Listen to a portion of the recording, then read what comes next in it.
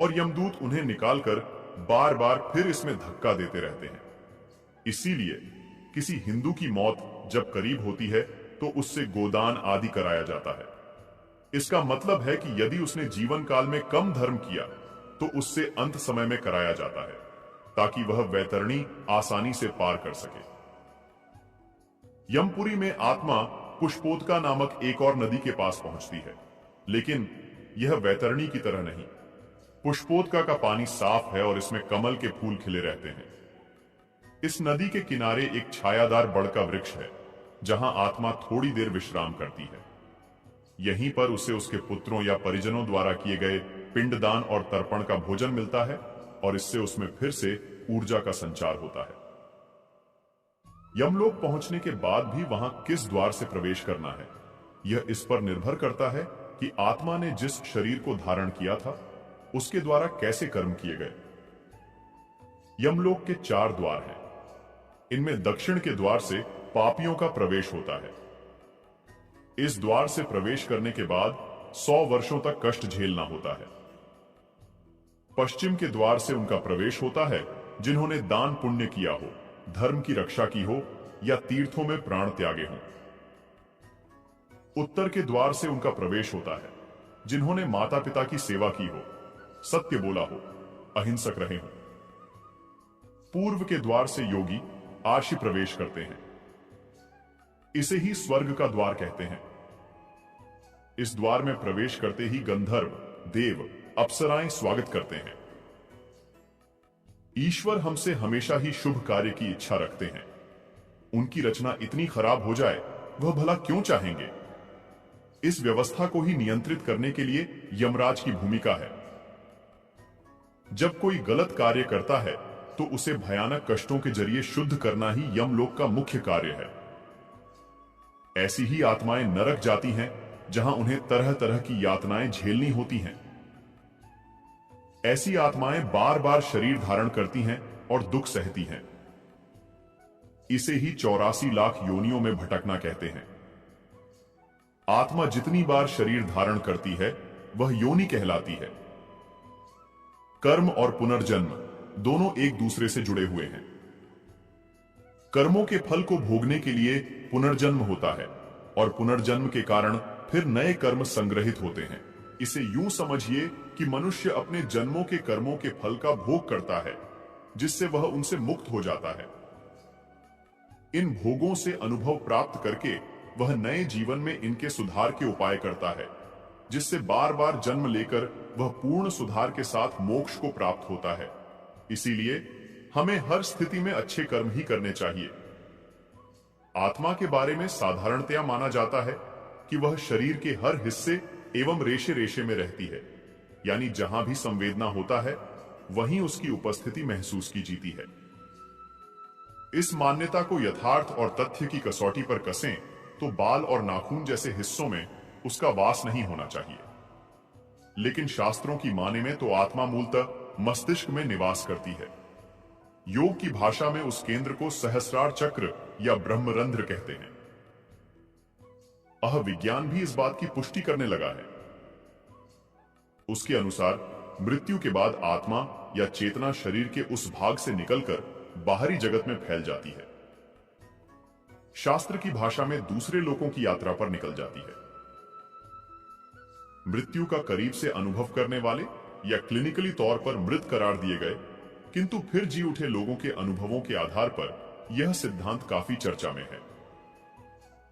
जब धर्मराज युधिष्ठिर से किसी ने यह प्रश्न किया जाता है कि इस दुनिया में सबसे खूबसूरत चीज क्या है, सवाल के जवाब में धर्मराज कहते हैं कि मनुष्य अपने जीवन काल में बहुत से लोगों को मृत्यु के आगोश में जाते हुए देखता है, लेकिन फिर भी वह अपना हर दिन ऐसे बिताता है जैसे कि उसका कोई अंत ही नहीं है। जीवन से उसका मोह उसे यह यकीन नहीं होने देता कि वह भी कभी मरने वाला है। मनुष्य के भीतर यह उत्साह, जीवन के प्रति इस कदर चाह उसे अपने भीतर बैठी आत्मा से ही मिलती है। आत्मा अजर अमर है, उसका ना कोई अंत है और ही शुरुआत। आत्मा जानती है कि वह कभी नहीं मर सकती, सिर्फ शरीर का साथ छोड़ सकती है। यही वजह है कि उसकी आत्मा ही उसने हंसने, बोलने, उत्साहित जीवन जीने के लिए प्रेरित करती है। यह जानते हुए भी कि शरीर किसी भी क्षण साथ छोड़ सकता है, आत्मा ही व्यक्ति को मोह नहीं छोड़ने देती। मनुष्य हमेशा से ही उत्कृष्ट रहना चाहता है। इतना ही नहीं, वह अपने जीवन में आने वाले हर व्यक्ति, माता पिता, भाई बहन, जीवन साथी आदि सभी से ही यही चाहत करता है कि वह हर तरह से परफेक्ट हो। जब भी व्यक्ति की यह चाहत पूरी नहीं हो पाती तो वह भीतर से परेशान हो जाता है। उसे अपने जीवन में कमियां नजर आने लगती हैं। कभी आपने सोचा है परफेक्ट होने की यह चाहत उसके भीतर कैसे उपजी? ऐसा नहीं है कि हम अपनी मर्जी से आत्मा को समझने, उसकी तरह निपुण होने की कोशिश करते हैं। दरअसल हमारी आत्मा ही हमें बेस्ट होने के लिए प्रेरित करती है। हमारे अंदर की आवाज ही हमें यह प्रेरणा देती है कि हमें सब कुछ सही और उत्कृष्ट चाहिए।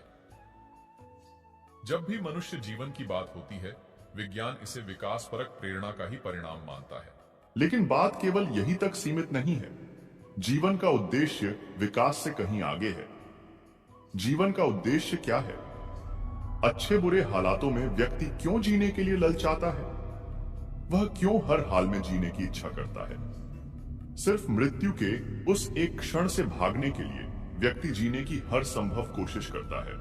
लेकिन क्यों? जीवन का उद्देश्य बस सर्वश्रेष्ठ की उत्तरजीविता पर ही सीमित नहीं है।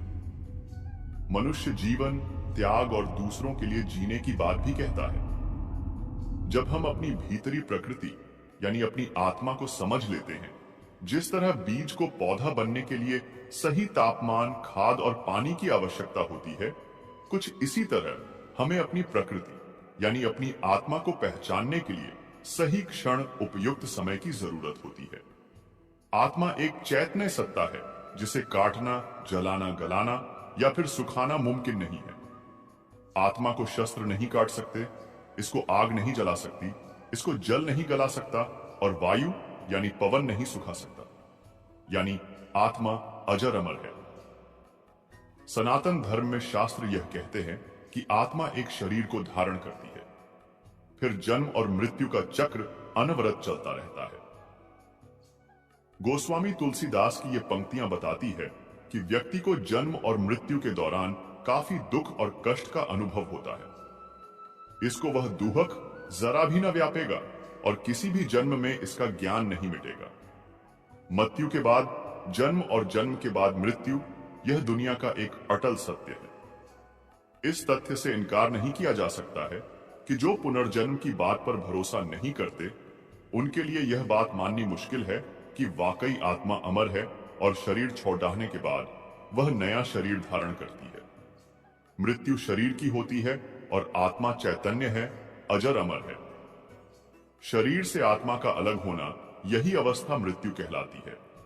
यह बात साफ है कि शारीरिक सत्ता से जब आत्मा अलग होती है तो यह मृत्यु की अवस्था होती है। शरीर की मृत्यु कई कारणों से हो सकती है। या तो शरीर जर्जर हो गया हो, या फिर शरीर किसी भयानक बीमारी से ग्रसित हो, या फिर कोई हिंसात्मक कारण। कोई भीषण दुर्घटना भी शरीर की मृत्यु का कारण बन सकती है। शरीर जब तक स्वस्थ होता है तब तक आत्मा उसमें वास करती है, लेकिन शरीर जब अपनी सक्षमता खो देता है तब आत्मा शरीर छोड़कर निकल जाती है। अगर व्यक्ति के शरीर में कोई गंभीर कष्ट हो गया हो, गंभीर बीमारी हो गई है, दुर्घटना से व्यक्ति के शरीर को काफी चोट पहुंचा है, तो ऐसे में शरीर से आत्मा का जाना तय होता है। शरीर की चेतना तभी तक है जब तक उसमें आत्मा है। जब आत्मा नहीं रहती तो शरीर में चेतना नहीं होती और यही स्थिति मृत्यु की होती है। इसलिए सनातन धर्म में देहावसान शब्द का इस्तेमाल होता है, यानी देह का अवसान अर्थात समाप्ति। देहावसान यानी देह का मृत होना, क्योंकि आत्मा तो अजर अमर है। हम जिस आत्मा के मरने की सोच रहे होते हैं वह एक निर्धारित अवधि के बाद दूसरा शरीर धारण करती है। पुनर्जन्म की इसी अवधारणा की श्रीमद् भगवद गीता में व्याख्या की गई है। हिंदू दर्शन का ग्रंथ गीता यह साफ साफ कहता है कि आत्मा अजर है, अमर है, शाश्वत है। यह उस समय था जब यह सृष्टि हुई थी और यह तब भी होगा जब सृष्टि समाप्त हो जाएगी। ईसा मसीह के बारे में कहा जाता है कि वह सूली पर चढ़ाया जाने के कुछ दिन बाद जीवित हो गए थे। इसीलिए क्रिश्चियनों में भी यह मानना है कि मृत शरीर फिर उठकर खड़ा हो जाएगा, इसलिए वह मृत शरीर को कब्र में रखते हैं, यानी आत्मा के अस्तित्व को वह भी स्वीकार करते हैं। मनुष्य शरीर का मिलना अपने आप में परमात्मा की अनंत कृपा का द्योतक है। इस मनुष्य देह में रहते हुए ही हमें इस संसार को जानना है और आध्यात्मिक जगत की यात्रा भी करनी है। संसार को भोगना है, क्योंकि संसार बना ही इसीलिए है। तुम्हारी सत्ता की पहचान भी यह संसार ही देता है। यह शरीर रूपी घर तुम्हें मिला है, परंतु यह तुम्हारा नहीं है। इस शरीर की सार्थकता तभी है जब इस देह में रहते हुए हम उस परम सत्ता को जान सकें। वह परम सत्ता केवल शरीर के रहते ही जानी जा सकती है। संसार के बिना जगत का बोध नहीं और शरीर के बिना तुम्हारे व्यक्तित्व का परिचय नहीं। शरीर से ही, मन से ही आत्मा को जाना जाता है। गरुड़ पुराण में बताया गया है कि जो लोग जीवन भर अच्छे कर्म करते हैं, पुण्य का काम करते हैं, किसी का अहित नहीं करते और जरूरतमंदों की सहायता करते हैं, ऐसे लोगों की आत्मा को तत्काल ही नया जन्म मिल जाता है। लेकिन सभी आत्माएं तत्काल नया जन्म नहीं लेती।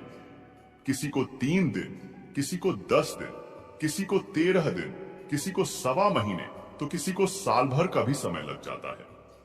यह जीवन काल में व्यक्ति द्वारा किए कर्मों पर निर्भर करता है। तो दोस्तों, उम्मीद है आज का वीडियो आपको जरूर पसंद आया होगा। अगर वीडियो अच्छा लगा हो तो कमेंट में मन से जय श्री राधे कृष्णा जरूर लिखिए और ऐसे ही वीडियो और पाने के लिए हमारे चैनल को सब्सक्राइब करें। वीडियो को लाइक करें, ज्यादा से ज्यादा शेयर करें। धन्यवाद। जय श्री कृष्णा। राधे राधे मित्रों।